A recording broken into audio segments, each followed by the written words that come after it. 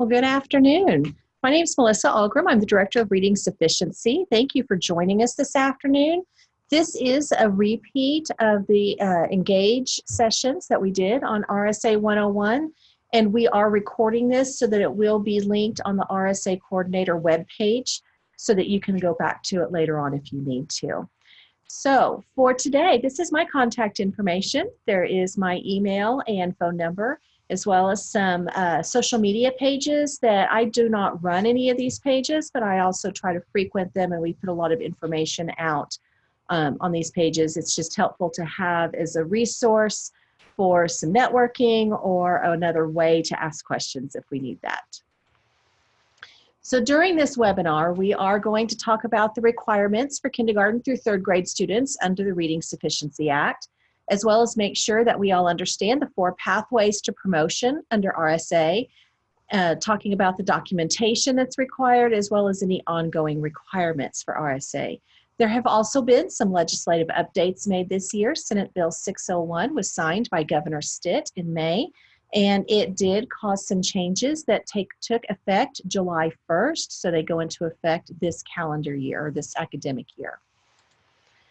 So starting with the purpose of RSA. RSA has been around for quite some time. It originated in 1997, so it has some history in Oklahoma, and the purpose is really to ensure that each child attains the necessary reading skills by the completion of third grade so that they are able to continue development with their reading skills and to succeed throughout school and life.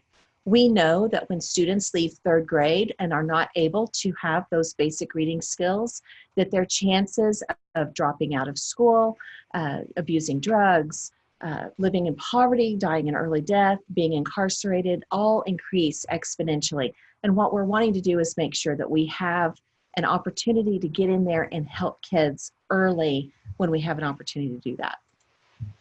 So when we talk about early reading instruction, because this does begin in kindergarten, this is not a third grade law. This is a K through 2 law that happens to end in third grade. And I need administrators to really hear that, because we really need to be focusing in on what are we doing in those K through 2 grades, especially for instruction. So we start with a reading plan. And anytime we have any journey that we're wanting to go on, we need to make sure that we have that plan in place so that we know what we're going to be able to do. The reading plan is currently open on single sign-on, and we've already started to review those plans. Every school district that works with a kindergarten, first, second, or third grade must complete a district reading sufficiency plan. This needs to have input from administrators, teachers and parents, a reading specialist if one is on staff, and it will be approved by our office and for the State Board of Education. These are updated annually. It is due August 31st. That happens to be a Saturday this year, so August 30th, which we close of business on Friday. You will probably, if you have not started that yet, start getting emails from our office this week of a gentle reminder that that needs to be done. We do have 975 schools that serve K through 3 students, and we read every single plan. And it's important that we get those done in a timely manner, because this is what is dependent for our funding. No funds can be released to any school in the state until every single school has submitted their plan and it has been approved. So within our plan, we are looking at our core program, starting with Tier 1 instruction. Now, core program or Tier 1 instruction is for all students, and all does mean all. So all students that are getting on grade level instruction, which is a research-based program. This is a minimum of 90 minutes for an uninterrupted literacy block, and it must be a scientifically research-based program. It's really important that we have a good core program going on in Tier 1, because research tells us it takes 4 times longer to remediate in 4th grade than it does in kindergarten. So if we are working really hard at making sure that we have good Tier 1 instruction for all of our students, it saves us a lot of time and resources that we're having to quadruple if we let the problem continue until 3rd and 4th grade. So the Tier 1 program should be meeting the needs of most of our students, but we do know that we have some that need extra help or additional instruction. So students that are 6 to 12 months behind their peers, we generally call as Tier 2. These students need some type of intervention in addition to, not instead of, their Tier 1 instruction. So they need to have their 90-minute block, and then they need to have a little bit more that's targeted in the area with which they're having difficulty. So this is based on the specific needs of that student. We don't want to set up an intervention for all third graders because not all third graders have the same need. So I might have a third grader that needs to work on fluency, but I also might have another third grader that's needing to work on phonemic awareness, and they have two very different needs and need to be receiving the instruction based on their needs. At the same time, the amount of time given and the frequency with which the intervention is given also is dependent upon the intervention that that child is receiving.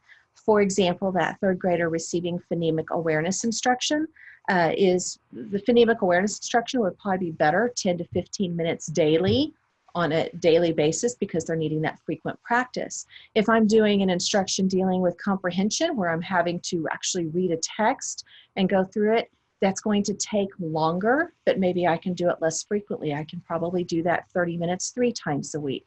So again, that is open there to be reflective of the needs of the student based on time and frequency. For students that are well below their peers, more than a year behind their peers, we call this as Tier 3 intervention. And these are students that are huge red flags that we need to make sure that we are really getting in on what they're needing quickly. Because that gap is just going to increase the longer we allow that to continue. In legislation, it does state that these students need to receive at least 45 to 60 minutes of additional instruction that is on top of their 90-minute on-grade level instruction. Now, it does not state who would provide this instruction. So it could be the classroom teacher as the interventionist, it could be a specialist, it could be a Title I teacher, an EL instructor, special education. It could also be a speech-language pathologist. It could be a combination there. It could be the classroom teacher is working on some targeted instruction on that student's needs for 15 minutes, but they're also pulled out by an interventionist for an additional 30 for a total of 45 minutes of intervention based on their needs. Okay, as we move past instruction, we also know we have to assess students. So we also, with assessments, we want to make sure that we're using this data to guide our instruction. We start with universal screening. All students in kindergarten through 3rd grade are universally screened, and a screener is designed to identify students who are at risk or not at risk for reading difficulties. It is very purposefully very short and brief assessment. It does not necessarily tell us what that child is struggling with. It just lets us know that they are not where they need to be. It's kind of like when I go to the doctor and the doctor takes my blood pressure, temperature, those types of very quick assessments and says, you're in the healthy range or the not healthy range. There's some benchmarks that are established for that.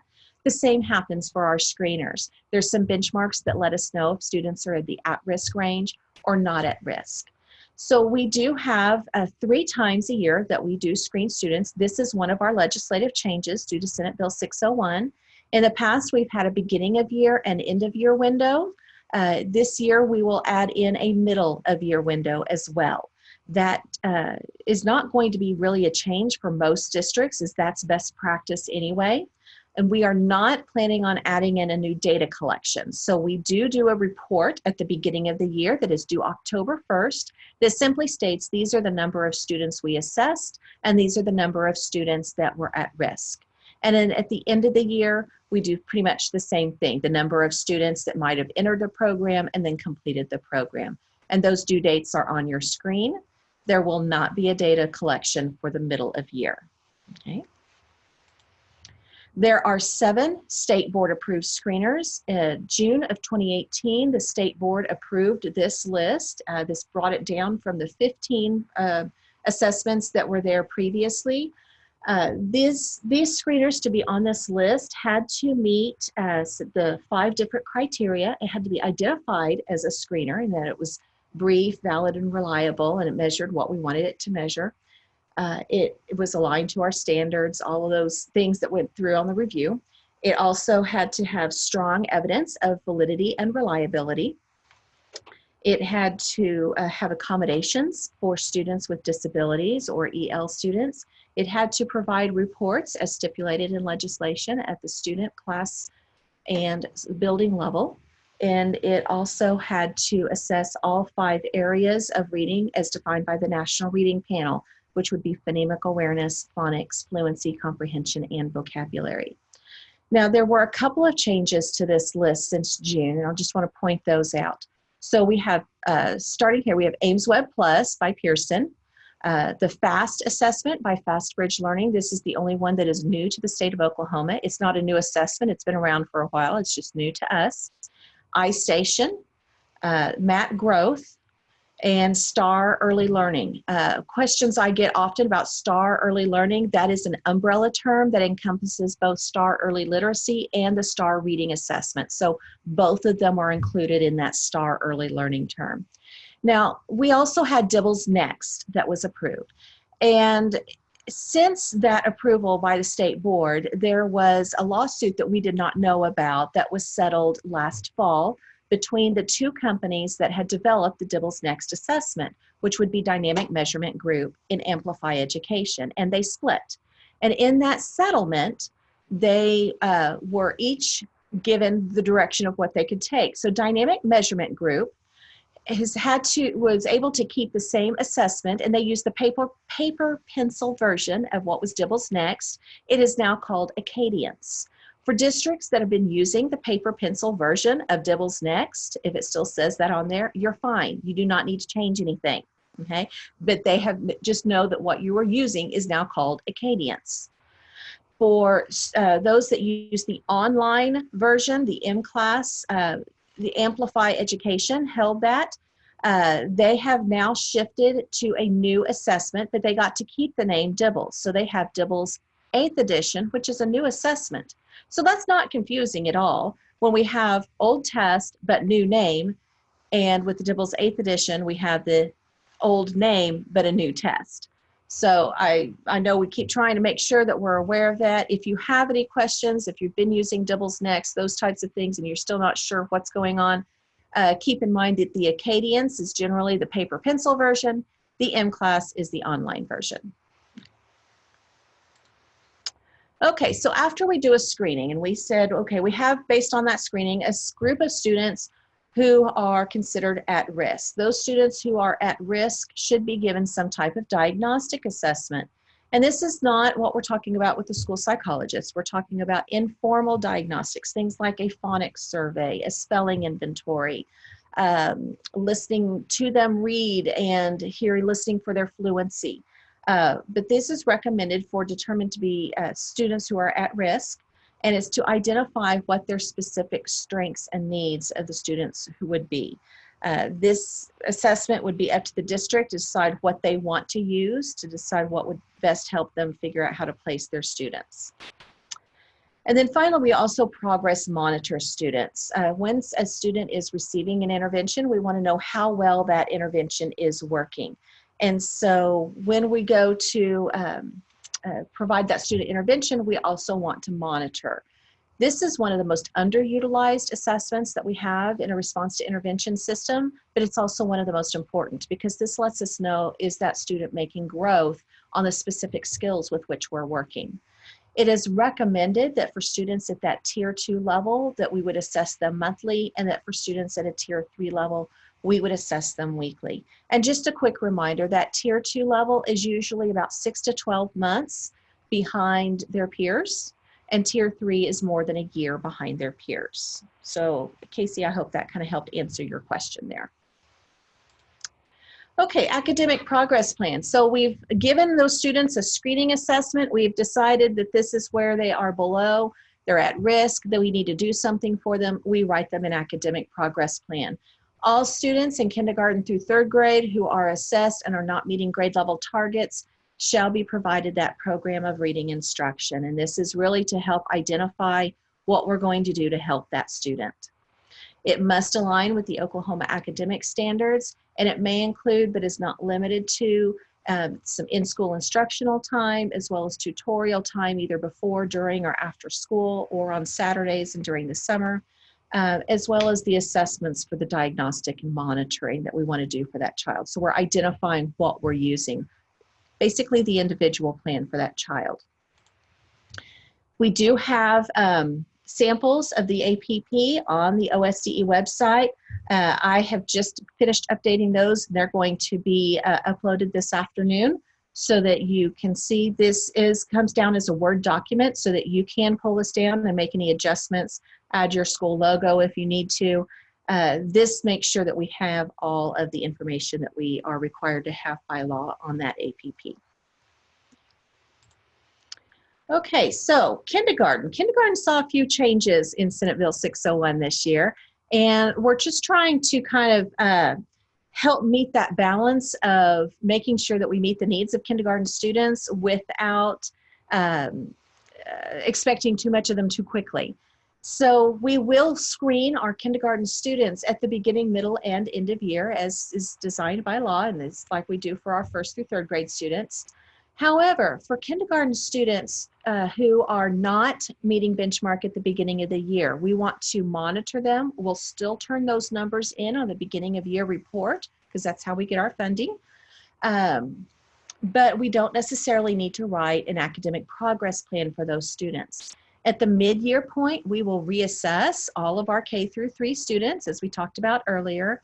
And if kindergartners are still struggling at that mid-year point, we then write an academic progress plan for those students. Now, schools, what this will mean for you is that you will need to make sure that you have a time that kindergarten parents who need to sign off on an academic progress plan for their students will be able to have time to come in after the mid-year screening to do that.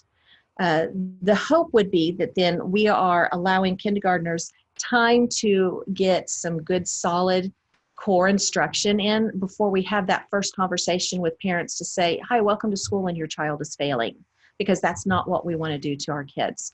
But at the same time, we also don't want them to wait until first grade and allow them a full year of struggle. So we're allowing them that first semester to kind of get into the routine of school, get used to things, be able to get some of that good solid learning under their belt, and then see if we're still struggling. And what I'm talking is I was going around at Engage, listening to kindergarten teachers, a common theme that I heard was that's going to take our numbers down from the 26 or 27 APPs they were writing at the beginning of the year down to maybe 6 or 7 at the middle of the year. So hopefully that will be a good switch for our kiddos. However, we will still report those students that are below grade level targets on the beginning of year report. We're just not writing that plan for them. Okay, first and second grade students, there is no change here. We still would assess those students at the beginning, middle, and end of year. And if we find at any time that they are not meeting grade level targets, we write an APP or an academic progress plan for those students. Beginning in first grade, we use a student reading proficiency team or an SRPT to write that plan. And that team would consist of the parent or guardian of the student, the current teacher, a teacher in the next grade level, and then if a certified reading specialist on staff, we certainly want to utilize their expertise. So often how this looks is if I'm a first grade teacher and I have a student I write a plan for, I will write out the plan for my first grade student. I'm going to go over to my second grade colleague. We're going to confer, make sure that we're on target for where we need to be, that they're ready for second grade, and then we'll have the conference with the parents so that we can pull their information in as well. For third grade students, they will again be assessed at the beginning, middle, and end of year, and if at any time they are found to not be meeting grade level targets, they would also have an academic progress plan, and they are entitled to intensive accelerated reading instruction as well as any specialized tutoring that might be available.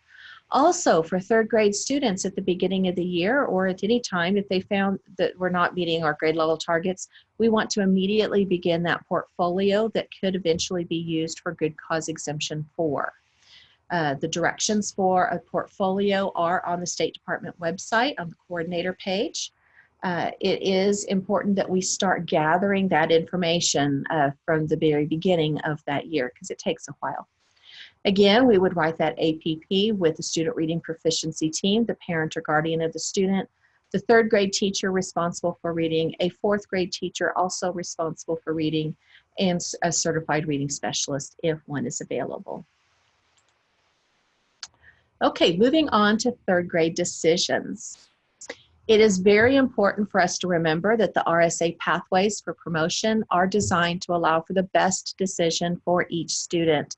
And we never want to base those promotion decisions on just a single test score. We have a lot of data that we collect on our students, and we certainly want to take all of that data into consideration. So our 4 pathways to promotion include meeting RSA criteria on the third grade state reading test, as well as showing proficiency on one of the state-approved screeners, the 7 assessments we went over earlier, meeting one of 7 good cause exemptions, as well as a unanimous decision to promote through the student reading proficiency team. So for pathway 1, the RSA criteria, all third grade students receive 2 scores. They get an overall performance score, which would be the advanced, proficient, basic, and below basic. And they also receive an RSA criteria, which simply states either they meet or do not meet. So there's an extra column that measured progress when they release their information for third graders that they get that other grades do not, and it's that RSA criteria.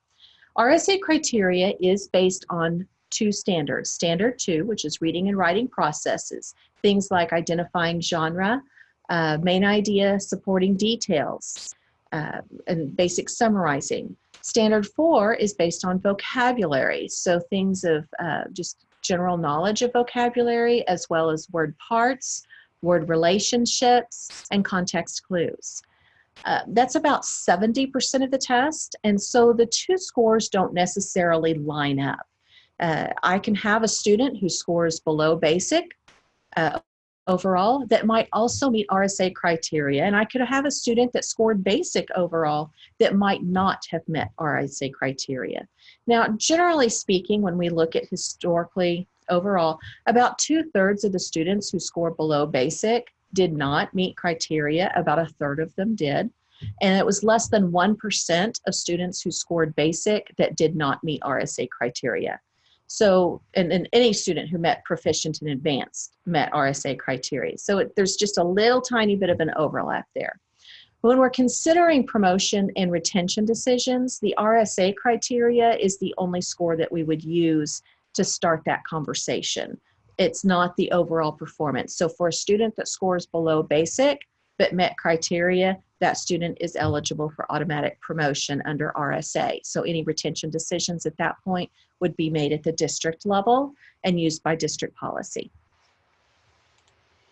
Pathway 2 would be proficiency on that screener. So any first, second, or third grade student who scores end of year third grade proficiency on a state approved screener is exempt from retention under RSA, regardless of their score on the state test. This can be done at any time during the year, universal screening window, or during progress monitoring.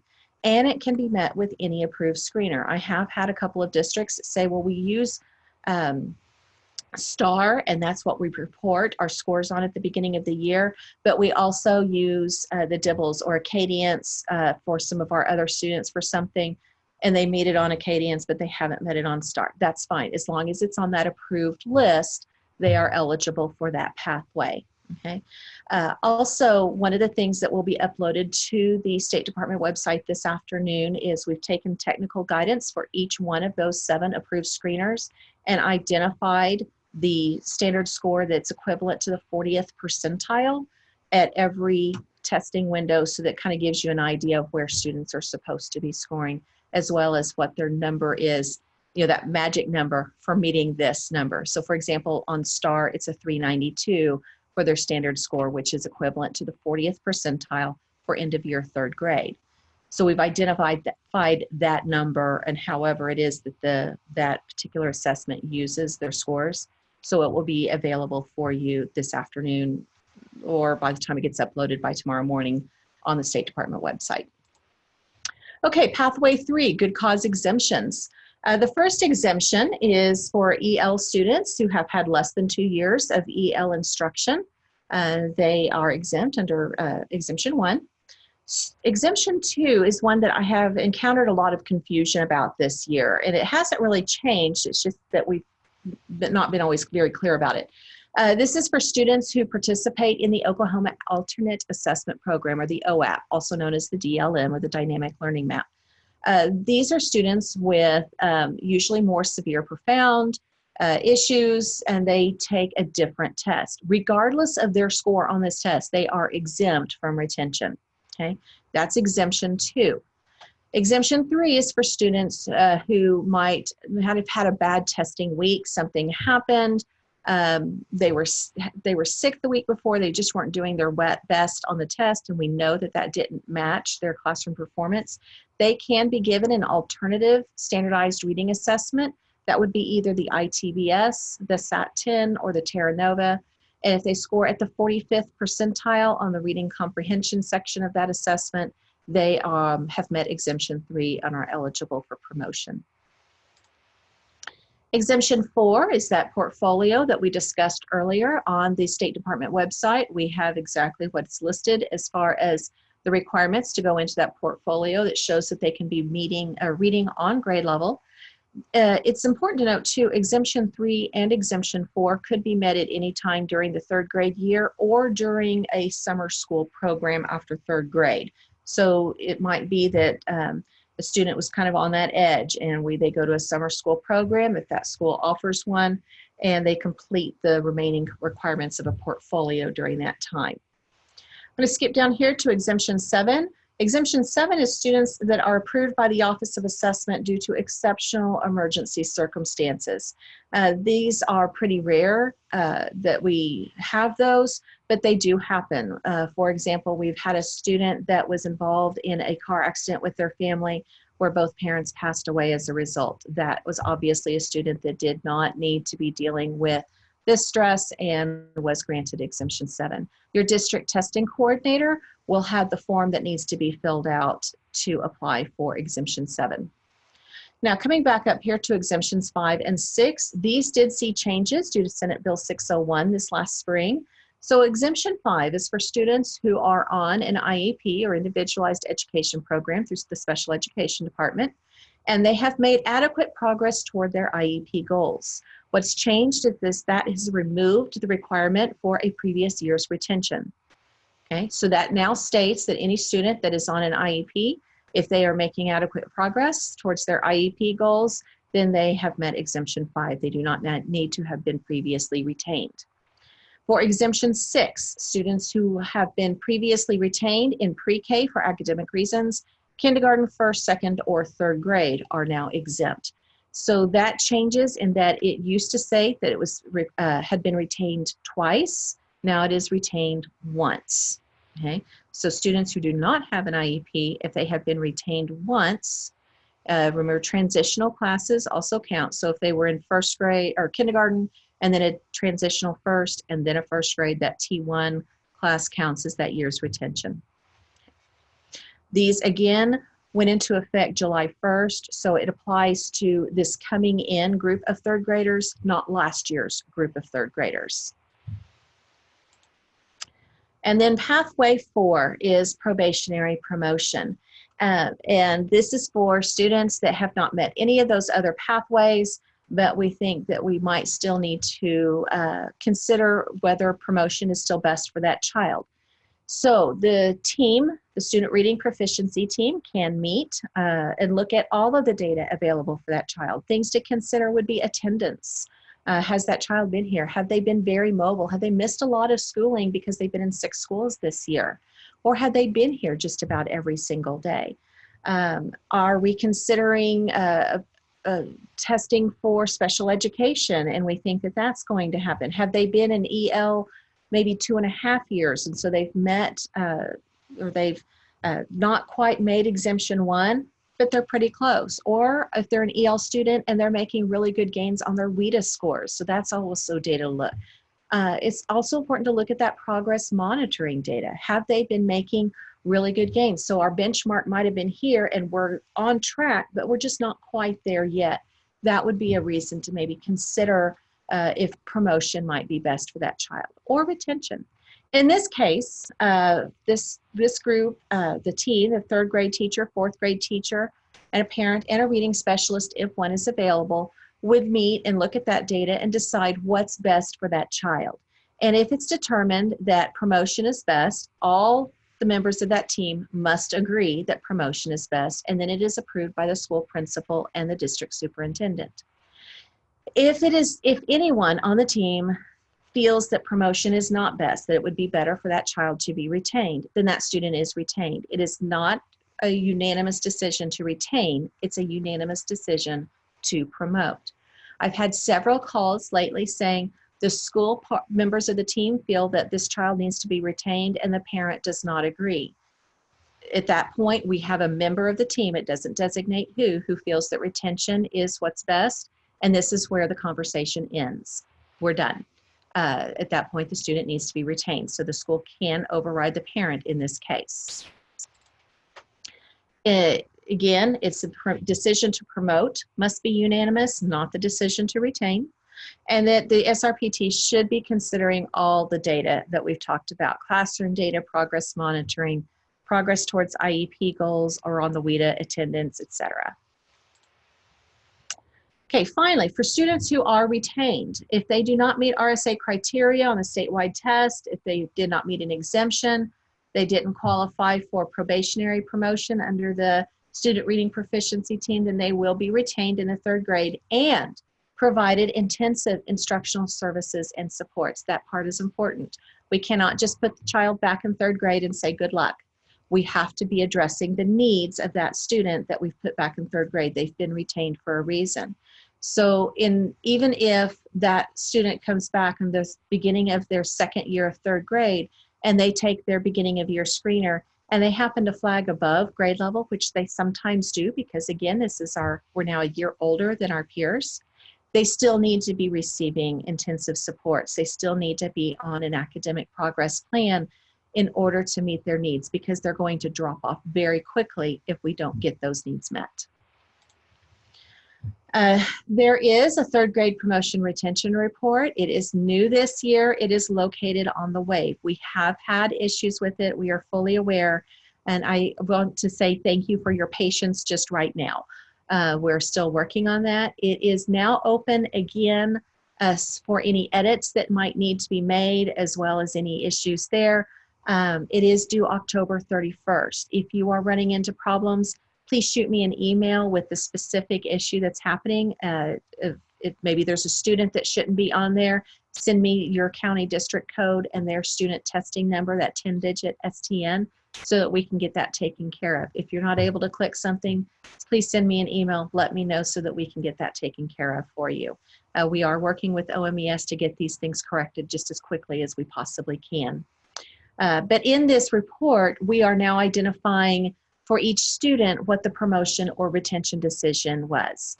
And the idea being that that would help us being able to communicate as students move across districts, as well as kind of being able to see the effects of RSA. What's happening for students that are retained? Are they graduating with their set of peers when it's time to do that? What about students that we're promoting through committee? Are they still remaining and being successful?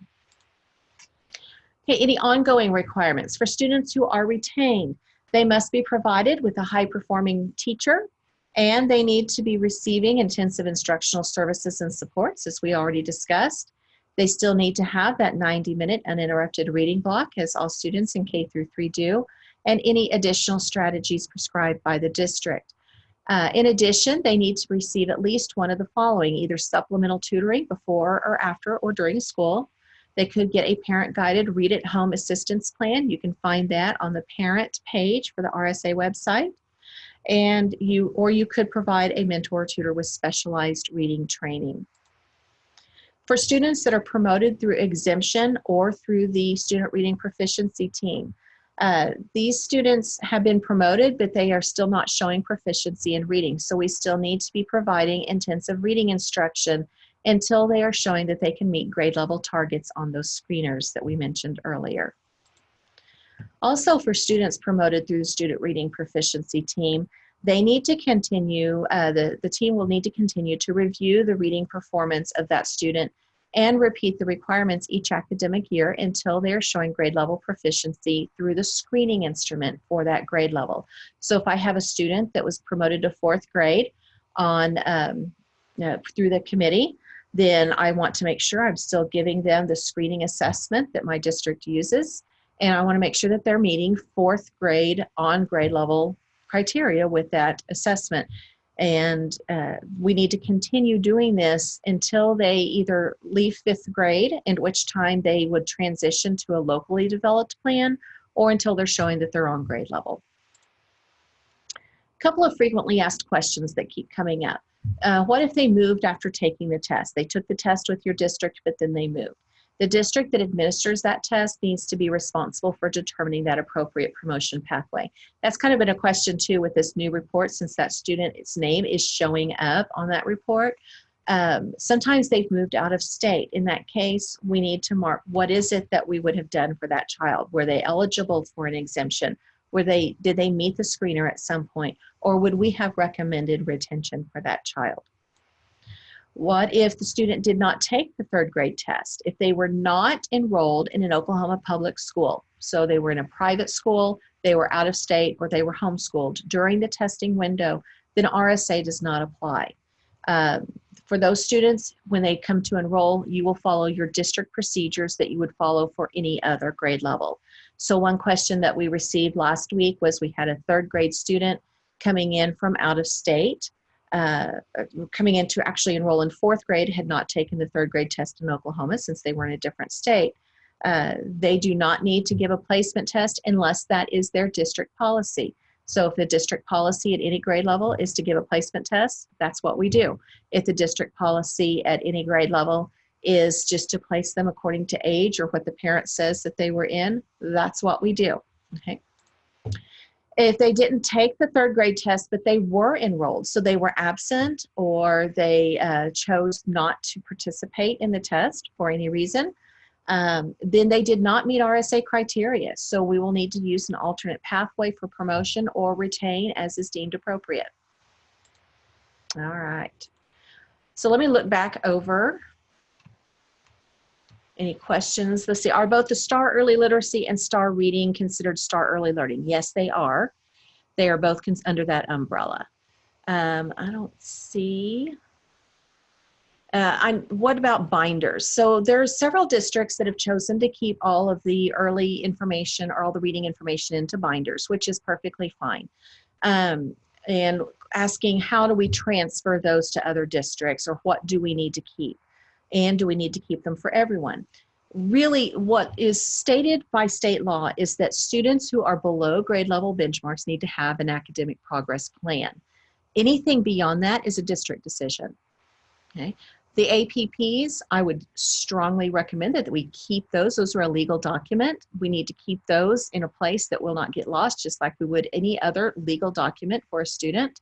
And they need to be able to be transferred when that student moves to a new school. So as far as keeping track, or should students who are not below grade level have a binder, again, that's a district decision. Okay, that's not a state level decision. Let's see, exemption 5, what does the state deem adequate progress towards an IEP goal? If they are making that adequate, if they're just making that progress towards their goal, that's, again, I think the IEP team needs to determine, is this the progress that we want to see or not? Let's see.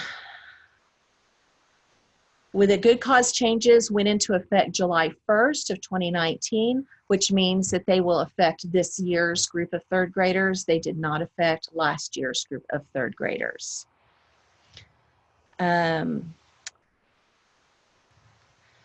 All retained students at any level must be placed. The law states that it's just 3rd grade students, that it specifically talks about students that we retain at 3rd grade that need to have that placement with a tutor or reading program or specialist. Beyond that, it's just best practice and doing what's right for kids, but there is not a state law about it. Once a student meets criteria, can they go back onto a plan if in a consecutive assessment they no longer meet criteria? They can. And it's one of the things, the other kind of accompanying question I sometimes get asked is, can they come off of a plan before the end of the year? And yes, they can. However, it might be a good idea to make sure that we have more than one data point when making that decision.